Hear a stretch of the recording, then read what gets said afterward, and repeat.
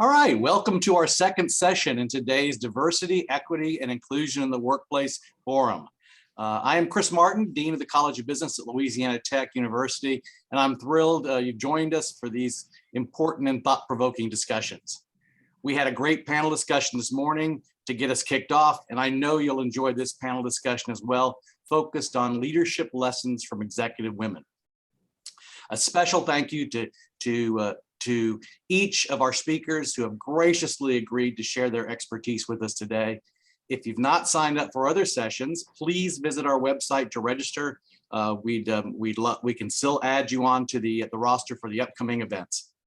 Now I'm pleased to introduce you to one of our very own alumni, Shon Gables. Shon is the evening news anchor with the CBS affiliate in Atlanta, who will serve as a moderator for this session. Shon is an Army veteran who earned her MBA from Louisiana Tech in 2019. And she has a deep history of working in journalism throughout the South, and we are thrilled to have her with us today. Shon, thank you very much. Turned over to you. All right, Chris, thank you. I'm still recovering from accounting, MBA style. No. Thank you so much. This is probably my favorite panel of the day, Girl Power. We want to welcome all of our female panelists today. Tamberlin Golden, Executive Director of Diversity and Equity and Inclusion at General Motors. Angela Tompkins, Vice President and Chief Diversity Officer at Consumers Energy. Clarinda Barnett-Harrison, Head of Equity and Inclusion, Ford Next. Janet Wong, Independent Board Director and Strategic Advisor. Lottie, Holland, Director, Diversity, Inclusion, Engagement at Stellantis. We are honored to have all of you involved with our Women at the Table, Leadership Lessons from Executive Women. These panelists are top diversity and inclusion executives who are coming together to share with us lessons learned through their own personal experiences. I do want to mention on behalf of our panelists that the comments that they make today, they are reflective of their personal beliefs and not of the organizations that they represent. Our panelists today have a wealth of experience. So we will not only be able to share a few of their career highlights, but also you can visit our community site for their full bios. So let me introduce them properly. Tamberlin Golden is the Executive Director of Workforce Strategy for General Motors Office of Diversity, Equity, and Inclusion, where she leads the strategy to increase the overall agility of the global workforce by enabling skills-based pathways of entry and career development. She has demonstrated a strong commitment to diversity leadership and has been recognized for her efforts in this space. She is the 2020 recipient of the prestigious Women of Color in Technology STEM Conference Diversity Leadership Award, serves as president of the General Motors African Ancestry Network, and is the former president of GM Women. Next is Angela Tompkins. In her position as Vice President of Chief Diversity Officer, Angela leads the Diversity, Equity, and Inclusion and Strategic Talent Sourcing Team for Consumers Energy. In this role, she's responsible for the development and execution of the company's DE&I strategy and intent to recruit and retain a diverse workforce. She has most recently been recognized as a 2020 Michigan Chronicle Women of Excellence honoree, a 2021 Top Diversity Officer by the Energy Inclusion Conference, and a 2021 Corp Magazine Salute to Diversity Business Leaders Award recipient. Janet Wong is a fellow Louisiana Tech College of Business alumni. She is an experienced strategic business executive who currently serves as an independent board director for 4 public companies: Lucid Group, Enviva Incorporated, Lumentum Holdings, and Allegiance Bankshares.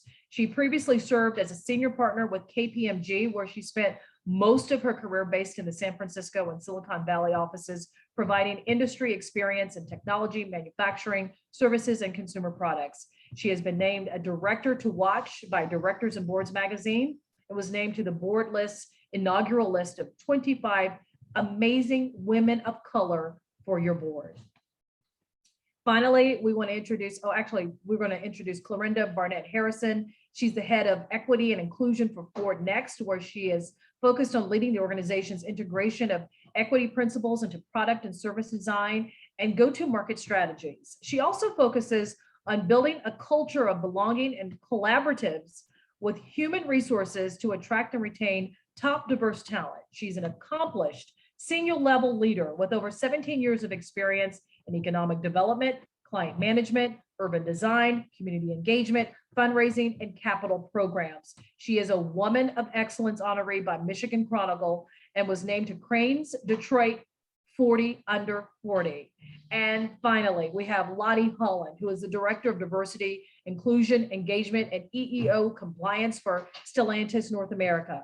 In her role, Lottie is responsible for driving the company's diversity and inclusive strategy with a focus on improving the diverse candidate pipeline and building an inclusive work culture where all employees and their unique perspectives are heard, respected, and valued. Prior to this role, Lottie held numerous leadership positions in both engineering and purchasing organizations. In addition to her core responsibilities, she most recently served as the chair of the company's African Ancestry Network and executive sponsor for numerous diversity recruiting teams. Lottie was named to Crain's Detroit 40 Under 40 and Automotive News Notable Champions of Diversity. Ladies, we are so honored to have you today. Thank you for your time. Let's kick off our panel with our first question. And I will start just in alignment of the way that you see our panelists lined up on the screen here. So Tamberlin, I'll start with you. How has being a female impacted your career in a positive way? Your audio, Tamberlin.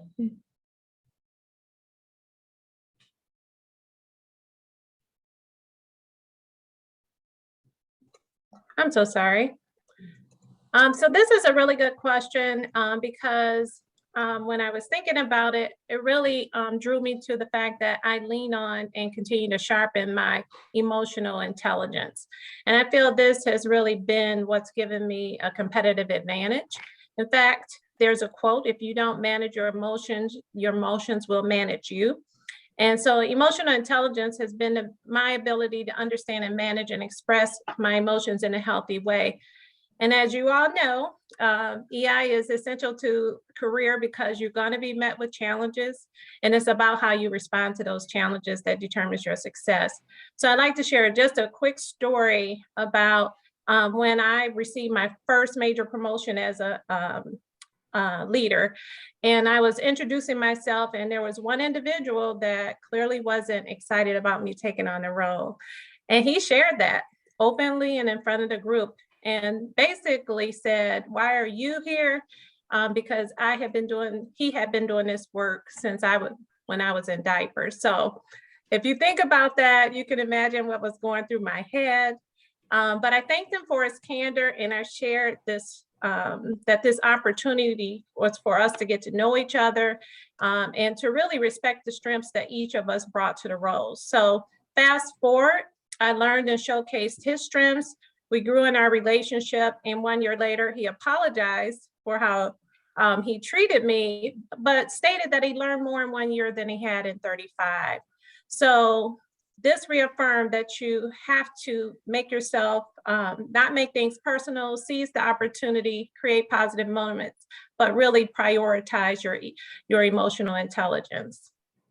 Tamberlin, great story. And I think we all can learn from not only taking the high road, but also seeing this as an opportunity to solve a problem versus becoming more of the problem. The way you handled that, I think we all can learn from. Clarinda, I'm going to ask you the same question. How has being a female impacted your career in a positive way? And I'll add to this, do you feel it's provided a competitive advantage for you? Sure.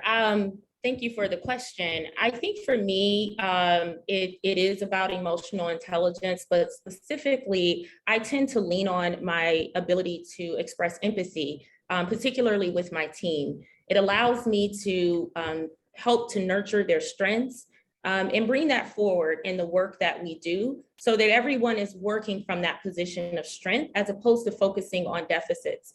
I'm not necessarily certain that that's a female or male characteristic, but it is something that I think is really important when you are leading complex and dynamic work that requires the hands of many and making certain that people feel empowered as they contribute to the end goal. So for me, it really has been about using the empathetic side of my leadership and making certain that when I'm working on a team, that they are empowered to lead in their lane so that as a whole, we become the best that we can be. Angela Tompkins, same question for you. How has being a female impacted your career? And do you see it being female as a positive advantage? Yeah, thanks, Shon. So what I would say is, for me, I really lean into the power of vulnerability. And I think it's so important as we talk about diversity, equity, and inclusion. We all come from different experiences, different perspectives, and it's those experiences and perspectives that shape and form what we think, how we feel, what we believe. And there's oftentimes, as I sit with multiple underrepresented identities, there's often our brain engages in fight and flight when we don't understand, when we encounter difference. And so what I've really learned to lean into is the power of vulnerability, showing up as my true and authentic self, not trying to show up as someone that has something to prove, not showing up as someone that has to meet stereotypes, defend a stereotype, but showing up with my true and authentic self that humanizes any difference that people may have. It humanizes any fear that people may have, and it really allows me to show up with my best work, right? When I'm in my truest self,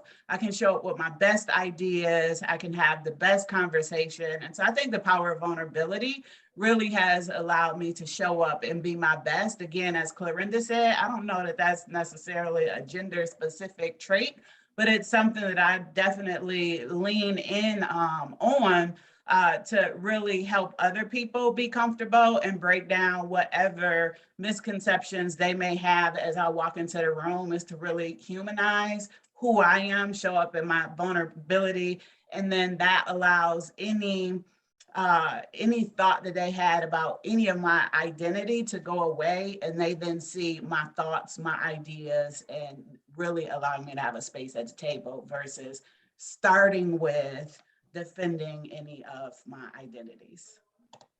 Thank you. Janet Wong, I'll ask you the same question. How has being a female impacted your career? Do you feel it's provided you with a competitive advantage? Right, that's a great question. And probably at different points in my career, I would answer it differently. But today I feel like I'm on my second career. I was partner at KPMG, Big Four accounting firm, retired from that role and started my corporate board journey.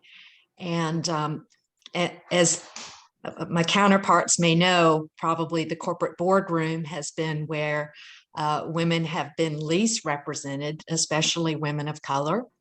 And over the last few years, there's been more emphasis, especially for public companies, about having greater gender diversity. And so the first wave was really Caucasian women getting on boards. And now there's been more awareness over the last 2 years. And it's certainly helped bring more opportunities to me. First, I would say, you know, I have all the strong qualifications from my many years in business and so forth to sit on a board, but predominantly boards have been very much male oriented. And so I think being female today has opened more doors and more opportunities. And I look at women that are coming up below me, and I always mentor women, and I feel like the opportunities for them will continue to grow because of people like me that have been more of the trailblazers along the way, and being able to make partner at KPMG, and now today sitting on 4 public company boards, 3 of which are very global companies with a diverse workforce. I'm very proud of that. Congratulations to you. That's nothing to cough at. That's a huge accomplishment. I've covered boards for many years, and you are so accurate that there is a high level of white males and not a lot of women of color, and they are starting to slowly diversify, but there are its challenges. We'll talk about that in a moment. Lottie, Holland, the same question for you. How has being a female impacted your career? And do you feel it's provided you a competitive advantage? I have to echo the sentiments of all of my colleagues here in terms of that advantage of being a woman. I would like to just reinforce a little bit of what Janet was sharing in terms of maybe my answer would have been different 10 years from now or 10 years ago than it is now. I would say when I first entered into this space, the automotive space, being one of few Black women in the room oftentimes, I did not believe that it was a competitive advantage to be a woman. And so it was only until I realized that I had a voice and I had something valuable to say and to contribute that I started to lean more into some of the characteristics that have in the past have been deemed as, oh, that's a female leader versus a male leader. So, you know, we've heard words such as, oh, he's strong and he's deliberate in his approach, and oh, she's emotional and things like that. But I've leaned into that now as I'm confident in my role and in my experience, where I am a leader who leads with passion, enthusiasm, compassion, vulnerability. Some of the things that I've heard my colleagues say that we haven't seen males lead with in the past, I would say. You're starting to see more of that, but I lean into that. And so I am seeing now that it is a competitive advantage for me. I'm able to, take command of any situation and make bold and wise decisions, but still demonstrate that level of emotional intelligence that's critical in most of our success. So I believe that is definitely an advantage now. And also, I have to say that as women, we are great communicators, right? We're great collaborators as well. So I think our team members experience that benefit as well as women leaders. I want to remind our viewers who are watching, at the bottom of your screen, there is an icon for Q&A. We're inviting you to submit questions for our panelists. Some have already started to trickle in. And so I'm going to ask the first one, and I'll address it to Angela Tompkins.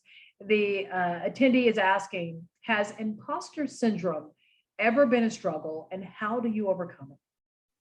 Yeah, so I think I would not be telling the truth if I said I've never faced it, right? And imposter syndrome, I think for me, has shown up at various points in my career journey. And I think it really had to do with a level of insecurity, not in my identity, but I think in my experience and where I was. So comparing what I thought I needed to contribute or what I thought was expected of me at the table. How do I overcome that? What I realize is that each and every one of us, no matter who you are, how you identify, have your own specific and unique gifts. What I have to contribute and bring to the table, no one else can bring that or give that, no matter what the expectation is. And so it's been, there's no, simple journey to overcome imposter syndrome. It requires a long, hard look in the mirror. And then you have to really do the work to understand what specifically is blocking you. So for me, imposter syndrome showed up in this expectation of, I went to law school, that's my background. And so what everybody thought a lawyer was supposed to be and how a lawyer was supposed to show up, how a lawyer was supposed to communicate. And so, I own my Black culture. I don't always enunciate all of my words. I'm very aware of that. I know when I'm not doing that, but that's who I am at my core, right? Also, there's this stereotype of lawyers being very conservative and mindful and thoughtful with words. And I'm one that speaks from my heart. And so, oftentimes I was not performing at my best because I was showing up representing who I thought I needed to be for everyone else. That became extremely exhausting for me.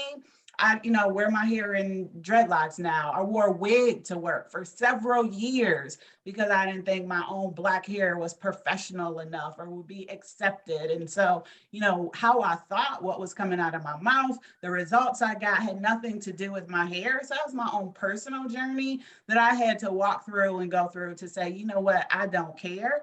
I am enough. And that I'm going to show up, in my authentic self and my best self. And once I started to do that, my performance changed. The way people looked at me changed. The way people engaged with me changed. And so, it's not something easy to overcome. I think we all have it. It all shows up at varying levels, at various points in our career. But what I encourage each and every one of you is to stand in your truth, in your authenticity. That's when you are at your absolute best. Don't worry of the expectations. Don't worry about the culture. Once you are in your best, people will see you for that and not the expectations that you think or we think we need to show up as and put on that front. So I am loving the space that I am in now, both personally and professionally, because I stand bold, unapologetically, and my truth. And I dare every single one of you out there to do the same thing, because there's no one else like you. Listen, I can tell you, Angela, from my own personal experience as a journalist on TV, the hair conversation is one for a whole nother panel. But you did get a comment from one of our attendees that said, your dreads on your head are flawless and fierce. So I want to give you your kudos for that. Tamberlin, the next question is from another attendee, and she says, do you have a sense of belonging at your company, or is it more of a feeling or fitting in? Or did you start with a feeling of fitting in that once became a belonging?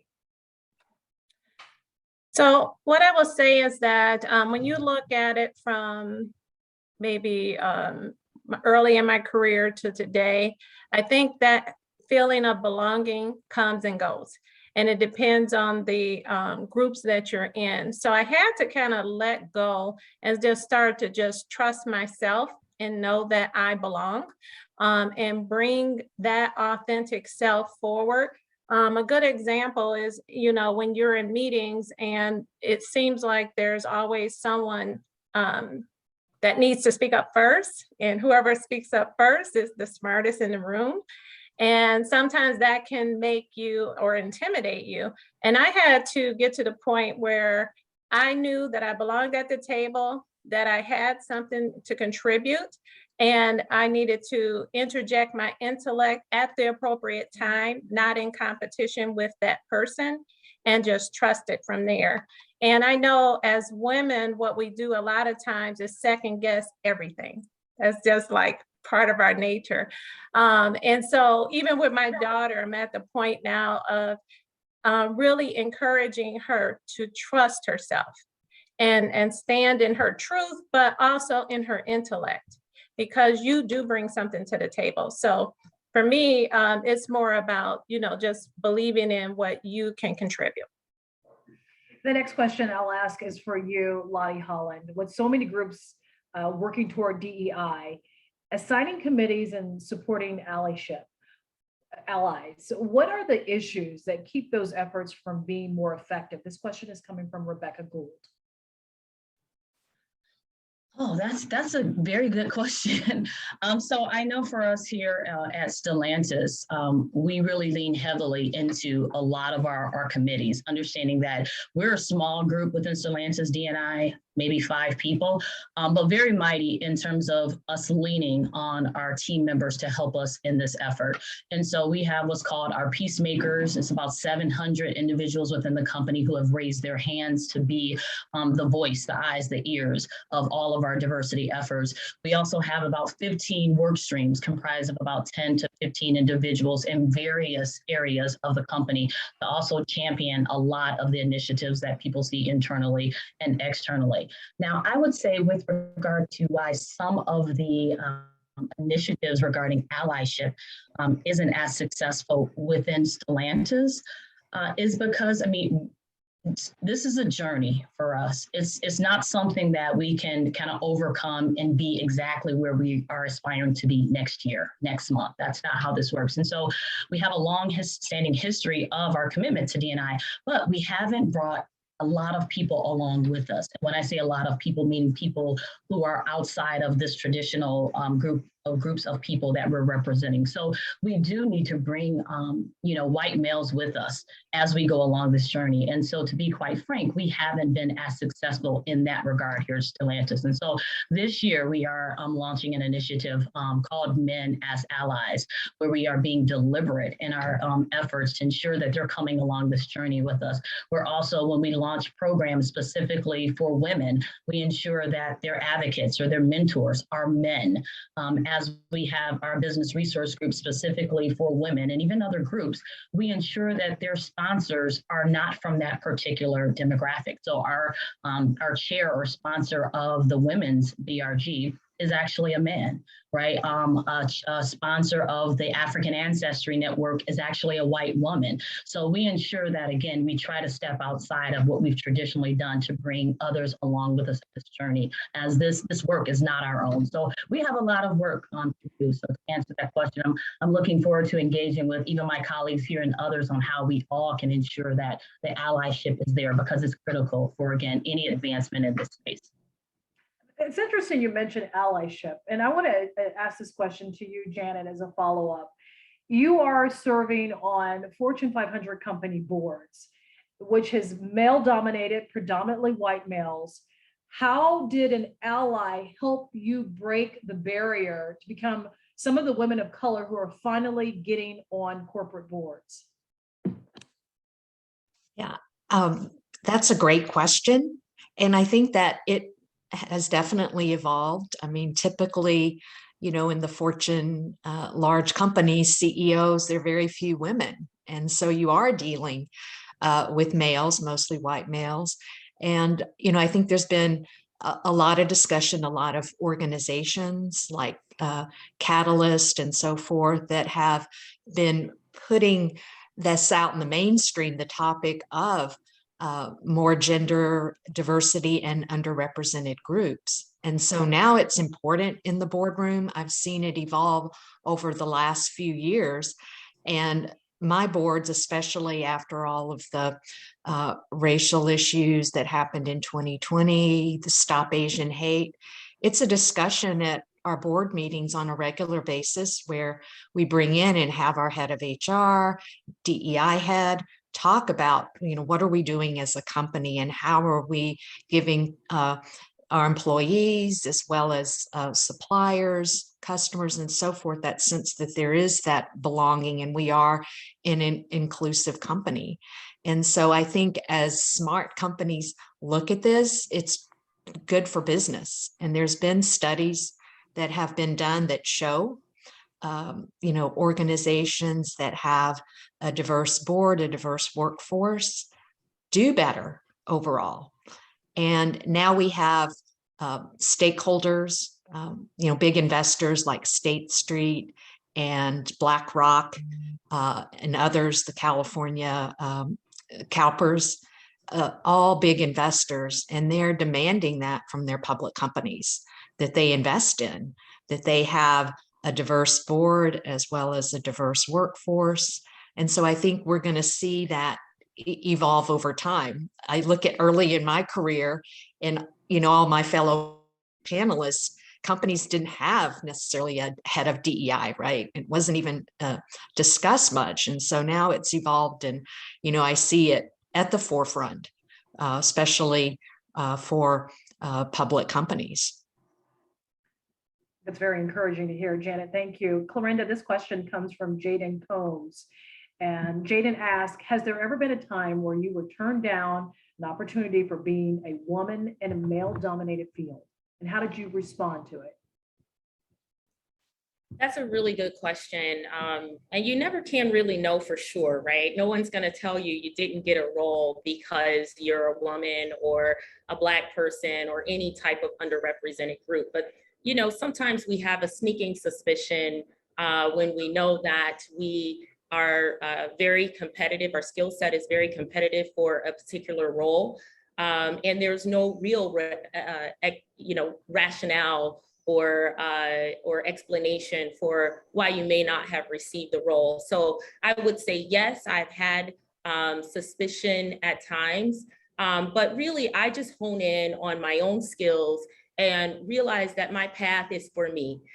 So when I don't get a role, I recognize that it's probably not the best role for me. If the hiring manager is choosing someone on the basis other than merit, then that's probably not somewhere that I want to be. And I can tell you that every time I've been turned down for a role, regardless of the reason, I have found myself finding better roles, more suitable opportunities for my own career trajectory. And so I tend to just really refocus on my own skills, what I need to do to grow and to continue on my own path, as opposed to sort of being concerned with things that You really can't prove at the end of the day unless it's overt. And I've never experienced anything quite like that. And so it's really about making certain that you are the best that you can be, that you have enough awareness around your own skill set and where you want to go in your career, and pursue it with vigor and pursue it with excellence. And so that's sort of how I've sort of recovered from disappointments such as, career opportunities that didn't go my way. But I'm better for it. And I always feel like I'm right where I'm supposed to be at the right time. I'm going to address this question to our every one of our panelists here.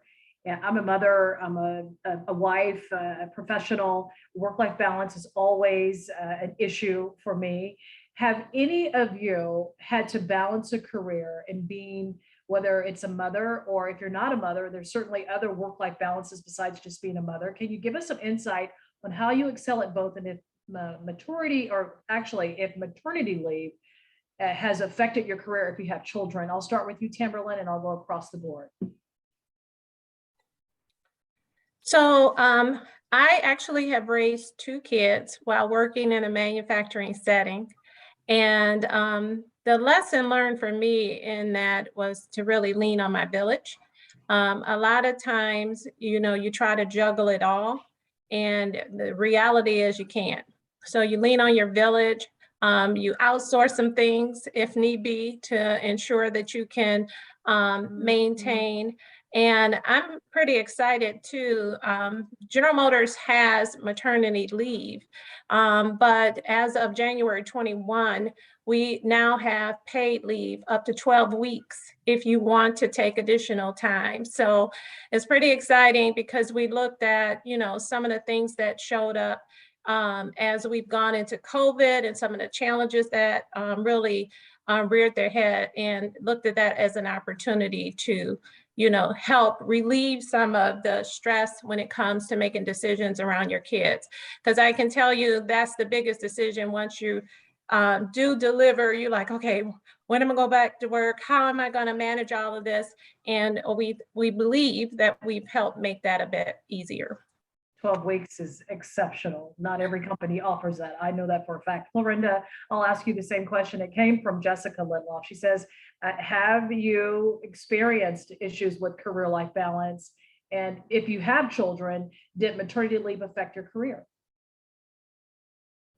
I do have a daughter, and I will say that what I've learned from being a parent and having sort of many roles, I'm also an entrepreneur, is setting boundaries, setting healthy boundaries, making certain that you recognize and understand what your responsibilities are, but setting healthy limitations around what you can do and what other people can do to manage expectations around things like when you're available. When my daughter was young, I would make certain that any person I was working for would understand that between 5 and 6:30, I was helping with homework and making sure that we got a good meal. But I would rejoin for another hour, log on to our VPN just to make sure there wasn't anything that I missed, especially in the matter of urgent scenarios. But for the most part, I was very communicative about what it is that I need. And as I've gotten more advanced in my career, I'm even better at setting boundaries. So I think that's really the key. It's just being honest about where you are in your life, regardless of the circumstance. Of course, having children is one, but there could be many, right? And so we want to just make sure that we're being self-aware around what it is that we need from our employer in order for us to show up as our very best, and communicating that, and then managing those expectations so that you can do the work that you set out to do at the level that you want to do it. Angela, the same question for you, but I'm going to throw a little wrench in this. We're in a pandemic. A lot of companies are now allowing you to work virtually. Do you have the benefit of working virtual? And has that helped you with work-life career balance? And if you have children, question to you too, did maternity leave affect your career? Yeah, thank you for that, Shon. So what I would say, along the lines of what Clarinda said, is you have to be first very clear about what it is you want and need. in order for the organization to respond and support that. And I will tell you, before 2018, I wore S on my chest. I was Superwoman, I was Superman, I was any and every superhero. I felt like I needed to do it all. But what happened for me in 2018, I literally passed out in my home from stress.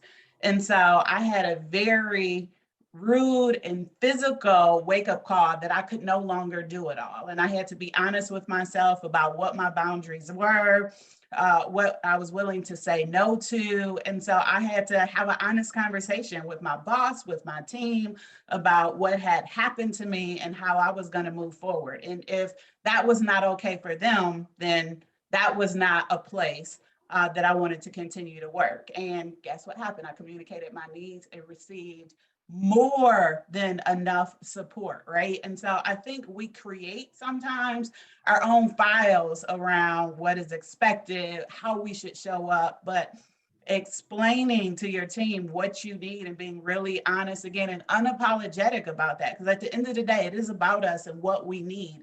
And so I personally don't have any children, but at Consumers Energy, we have a paid parental leave, and it's for both the birthing and non-birthing parent.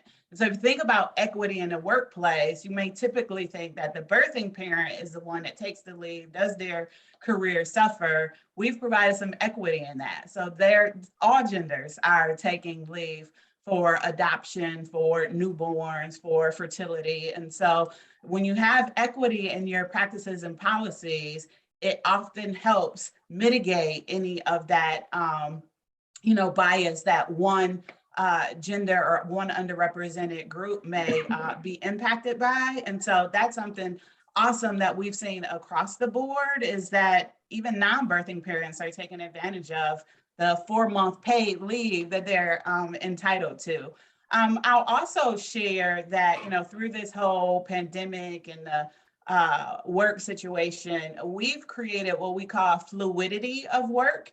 And we have empowered each one of our coworkers to determine what that means for them. And so, 9 to 5 is no longer alive, right? And so people need to work in a way that best supports their home life, their personal life. And so we've gone away with, you must come into the office 2 days a week, 3 days a week. Come in the office when you need to. Set expectations and norms with your teams, but we're all adults. We're all marching towards the same success metrics. And so introverts need different things than extroverts. There's no way to collaborate and problem solve. And so we've created fluidity of your work. Again, equity. Different people need different things in order to be successful. So as we think about embedding diversity, equity, and inclusion into everything we do, it truly is everything. So beyond, our numbers and representation, how do we create policies and practices that get us those equitable outcomes? And so we encourage every coworker to define what that fluidity of work looks like and means for them. We've purchased licenses from Headspace for every single one of our coworkers to have a free account with Headspace to take care of their well-being. We've incorporated well-being into our DEI work. We have a podcast where we focus on well-being and talk about mental health awareness, suicide prevention, depression. And so we're creating safe spaces for our coworkers to express what is happening for them, what they're experiencing, and to ask for the help that they need.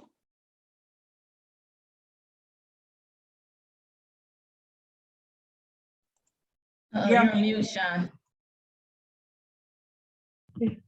Forgive me.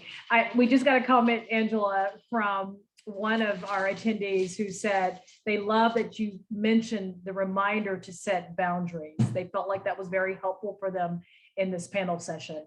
And Janet, this next question is for you. I'm going to switch the conversation because we're starting to get more questions from attendees. So I'm going to ask you this. This comes from Reginald Carson. He says, as a senior manager, I find the need to provide mentors cross-culturally. This helps senior leadership relate to and understand people of other cultures, as well as provide them with an experienced guide.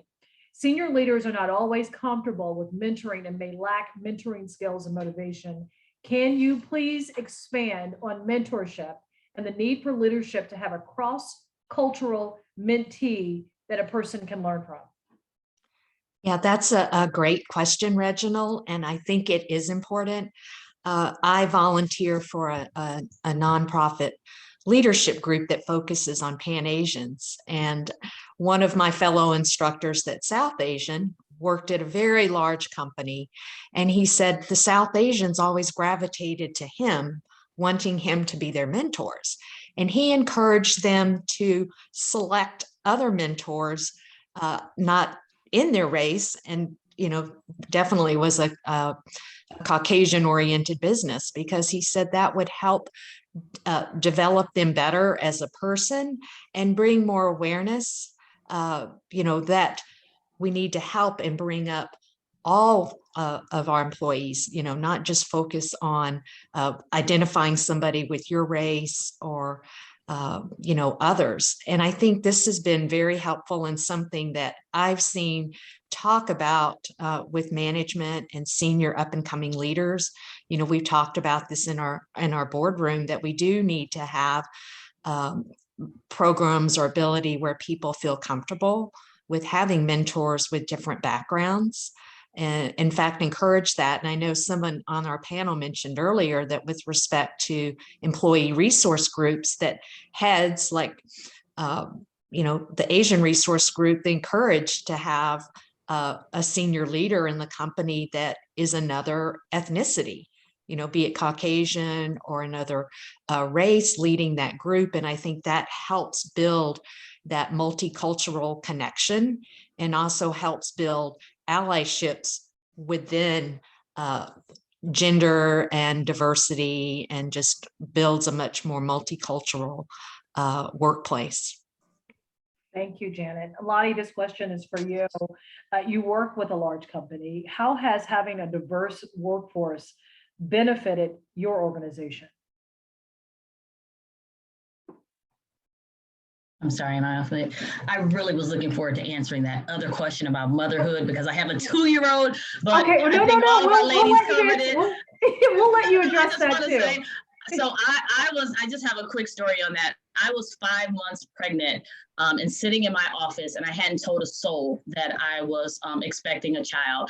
And my HR representative comes into my office and says, we have a new role. We want you to take over and be the director of our Mopar purchasing. And so this, at the time, I believe I was the only Black woman being promoted to that level of the company. And I cringed, because I am thinking to myself, how do I tell them that I'm 5 months pregnant? And I know once I do that, there's no way they're going to consider me for this role. And I remember walking into the bathroom prior to me interviewing, because it was at that same day. She was like, I need you to walk into the vice president's office. You're going to have a meeting now. And I remember walking into the ladies' room, and my mentor just happened to be there. And she's a woman executive. And I said, I'm carrying the biggest secret, but if I tell it right now, I think it changes the trajectory of my entire career. And I told her in the restroom, and I'll never forget what she said to me. She said, Lottie, she said, this is when you need to be bold. You deserve this as a woman. You deserve it with your skill set, your experience, but you also deserve motherhood, and do not shy away from that. What's meant for you is for you, kind of like what I think you said, Clarinda, you're exactly where you're supposed to be at this time, and lean into it. And I went in, had the interview, everything went really well. And once they, kind of assigned me to the role, and I remember telling my leader, I said, I got to tell you the secret. And so I told him, he said, okay, that's great. Congratulations. And that was literally the extent of the conversation with him. And then, at Stellantis, we actually have 20 weeks paid vacation for our parental and maternal leave.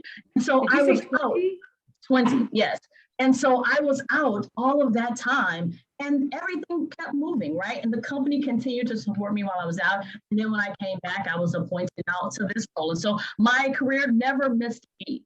And so I'm leaning into a little bit of what Angela was saying, making sure that you ensure those boundaries are set. What we call our working transformation is called New Era of Agility. And so you work your own hours. You come into the office for the moments that matter.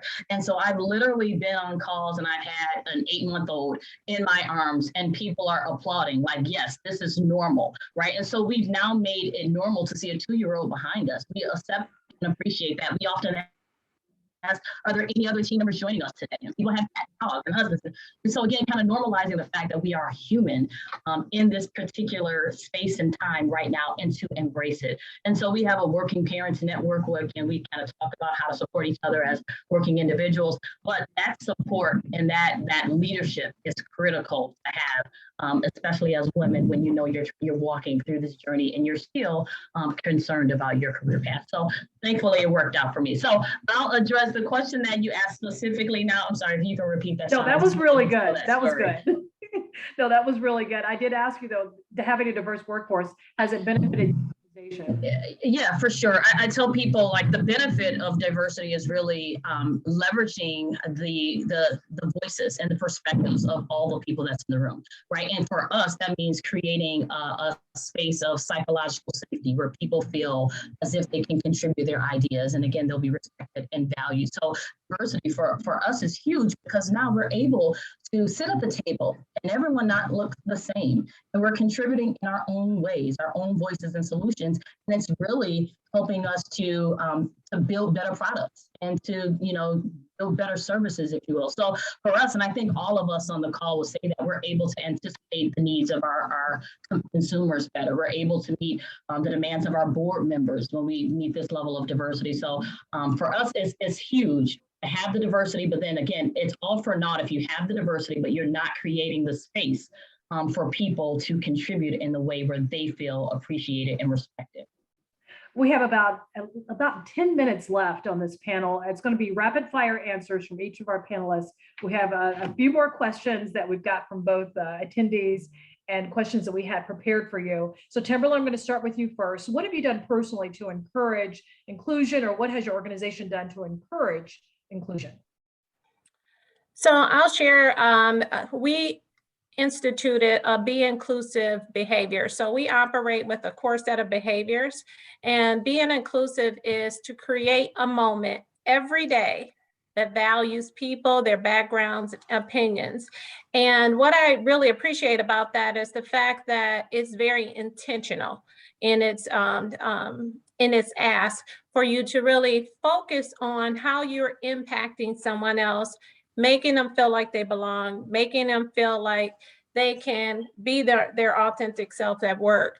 So from an inclusion perspective, I also lead workforce strategy, and we are currently in the process of deploying inclusive leadership training to all our leaders, because we also know that in order for us to create a sustainable climate in D&I, leaders create the climate that create the culture. So we're in the process of deploying inclusive leadership coaching to all our leaders, and I'm pretty excited about that. And I just want to also add that, General Motors also has, like the others, a work appropriately policy where, you can work from wherever it best suits you. And what we found there is we have to be a bit more intentional about how we include people because of the virtual setting. It adds a lot of flexibility, but it also requires intention to ensure that people feel included. And even as we've onboarded people, reaching out, making sure that connectivity is there, we try to make sure that there's no one feeling left out. And then lastly, from an inclusion perspective, based on some of the other comments, we also do cross-cultural mentoring through our employee resource groups, so that you can create those learnings, create that appreciation for diversity, but also, again, create more of a connectivity with our leadership teams in showing the vast experiences and backgrounds that people have. So. Tamberlin, thank you. And again, I just want to remind the panelists, we have about 8 minutes left. We're going to have a minute for each response because we have a lot of questions that are starting to add up, and we're going to try to get as many in as possible. Clarinda, actually, I'm going to ask, this one is addressed for you, Janet. It's from Beverly Walker. She says the topic of DEI was very new to many companies starting in 2020. The new mission statements were crafted, DEI webinars were organized. She applauds Louisiana Tech for keeping DEI in the forefront. However, she says more companies are back to business as usual from her lens. As corporate leaders with seats at boardroom tables, directed to you, Janet, what should be done to ensure that these DEI discussions are ongoing and not just a temporary fix? Yeah, thank you for that question, because my perspective, and I network and interact with a lot of other board directors through National Association of Corporate Directors, Women Corporate Directors, just with a Women Who Lead group yesterday. And I tell you that DEI and is, at a forefront topic. So I'm not sure where that comment is coming from, Beverly, but I think that there's going to be continued focus. The SEC, which regulates public companies, there's a big push on environmental, social, and governance, ESG, and the big part of S is the workforce and what are you doing with respect to DEI and making opportunities, available within your companies for a more diverse workforce and group. So I think that discussion is going to continue, especially as government entities such as the SEC, institutional shareholders that have large investments in companies, and private equity and venture capital firms are looking at this as well with their investee companies. So I do think that DEI is going to continue. If we were putting this panel together even 5 years ago, we may not, have all our panelists that focus full time on DEI with their companies. And again, I can tell you from all my boards, we discuss DEI on a regular basis. And from my counterparts at other companies and sit on boards, both public and private, it is a discussion, and it's because it's important. We become such a global world, especially we can see in the pandemic. So much of what we were able to do, we had to do remotely, and companies that weren't using technology to do things had to pivot. And that's how we've been able to come out of the pandemic more successfully. So again, I see the importance. I discuss it, in my boardroom. I do serve on some nominating governance committees, so it's a direct focus. But even on the audit committees that I serve, it's very important because we believe, it helps in mitigating risk for the company by having more voices and diverse voices throughout the organization. Janet, thank you. Clarinda, real quickly for you, this question comes from Anna Smith. How do you respond to people telling you that you should change something about your life, like your major, but you are in it for a reason for the future that you want? Great question. This is where self-awareness is key. You know what's best for you, and it's your life to live, right? And so I take well-respected advice into consideration. I have all of my life, but at the end of the day, is your life to live. And if it's something that you're perplexed by, seek out people who are in that field or who have majored in that particular major, so that you can really vet it from an experiential perspective, as opposed to really activating fears or worrying about what other people might think. So there are people in whatever field of choice that have experience who are more than willing to share. And so making certain that you're reaching out to a group of individuals who can help advise you is always key. But at the end of it all, it is up to you to determine what makes sense for you, and to tap into that self-awareness to ensure that whatever it is that you're doing based on your own desires and your own needs. Lottie, I don't know if you can answer this in 60 seconds, but try to give it a good try. This question, there have been more pressure for greater levels of transparency and disclosure for DEI data. With respect to each of your companies, what measures are you taking to make sure this information is readily available, and why is transparency so important? Okay, and you said you wanted me to answer this in 60 seconds. Good luck. I know Janet and we talked about this ad nauseum. So this is a great question, and many of us really recognize the fact that greater transparency is a huge opportunity for all of us, all of our companies. We all can do more. I know at Stellantis, I am challenging our organization to do more than we ever have in terms of sharing information. And so For us, we're looking at publishing an internal and external report at the end of this year. And that's something that I know my counterparts at General Motors and Ford, they do. I'm looking to do that because, again, I believe that if we're able to provide this greater level of transparency, then we can hold ourselves accountable. And not just ourselves, but our board members, our customers, our employees can hold us as leaders accountable to driving these actions. So for me, it's about ensuring that with our aspirations, we're aligning them to our actions, but we need to be very transparent about doing that. So there's a lot of work to be done. I hold a D&I town hall every quarter in which I share our status. I also have a D&I executive council meeting every other month with all of our top leadership where I'm sharing our status. We send out monthly newsletters where we're sharing, again, a lot of this information. But this is a journey for us. We've been very close to the cuff, if you will, in terms of our advancements. But this is the year, we're calling this our year of accountability. So anything that you see regarding Stellantis this year, it will be tagged with our year of accountability, where we're sharing more than we ever have in the past. And again, that's to really drive for us meaningful and sustainable change. Lottie, 60 seconds, try to give it to you. You did an excellent job. Great answer. Final question for you. Most of the individuals on our panel today are involved in the automotive industry. What steps are you taking to ensure the future of transportation is equitable and accessible, and how can that impact our society and our communities?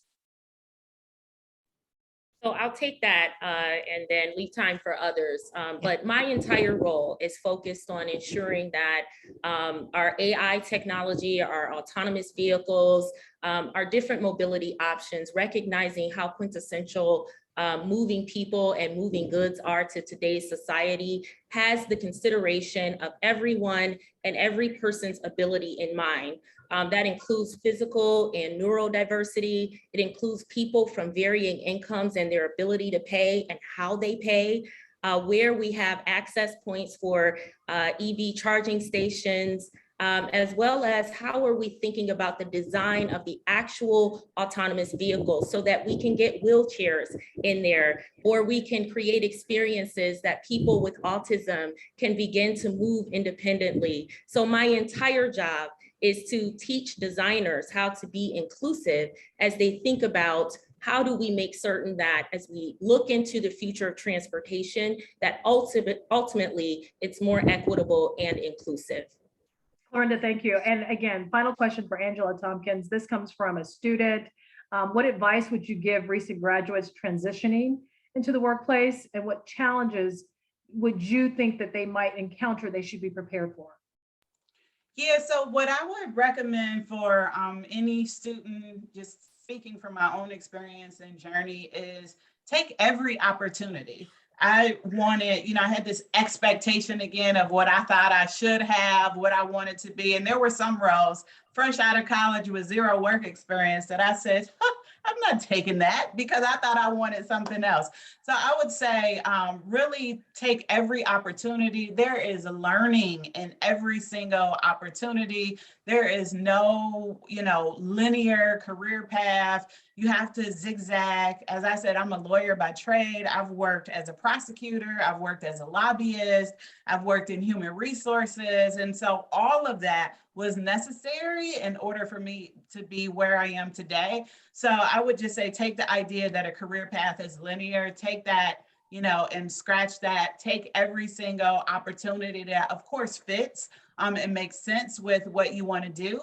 In terms of obstacles that you might, anticipate or things that you should be prepared of, I think oftentimes we get in our own way, and I don't want to, sit here and say that there aren't external factors that get in the way, but really to Clarinda's point, self-awareness, what is it that you want, setting your boundaries, being bold about what you want and going after it. I was so afraid for many years to admit that I wanted to be an executive because how dare I, right? And so I think being very honest with yourself about what it is that you want, and don't fall into the trap of other people's expectations. There will be many people to tell you, don't take that assignment, don't do this, don't do that, as we spoke in the earlier question. But early in your career, be bold and stand in what you want, and what you want will come to you. Can I just add one quick thing? Absolutely, Because Karen. I know we have a lot of students that are participating today. And as a tech graduate, I would just say, think big in what you want to do. I remember my 2 accounting professors that at the time they were the big 8 firms. And that's what sparked the idea that I could be a partner in one of the big firms. And so I started thinking about that when I was 19 years old. And so for all you tech students, think big. Think big. I want to thank Tamberlin Golden, Clarinda Harrison, Angela Tompkins, Janet Wong, Lottie, Holland. Just some final notes from some of the attendees who have been listening. I've been monitoring the comments from Quentin. He says that he wants to reach out to all on LinkedIn, or a raise of hands if you're on LinkedIn and you're willing to accept tech students who are like, I want to be a part of you to be a part of my village. They're all raising their hands. So we're all on LinkedIn.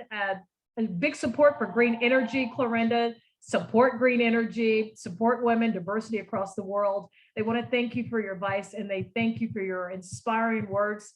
One comment from Suzette says that this has been one of the best panels they've ever attended, and they want to thank you for the excellent advice that you've provided.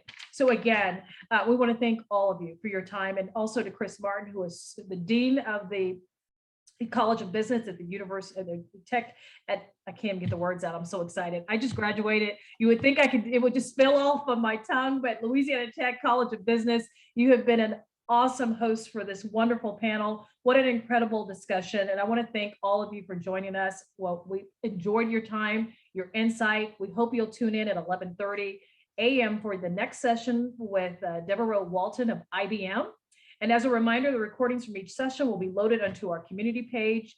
Be sure to visit our URL. It's tinyurl.com/LATech-DEI22 if you'd like to view any of the sessions that you may have seen, want to see again, or the ones that you may have missed. We want to thank you for your time, and thank you again. Ladies, have a fantastic day. It was an honor to serve you on this panel.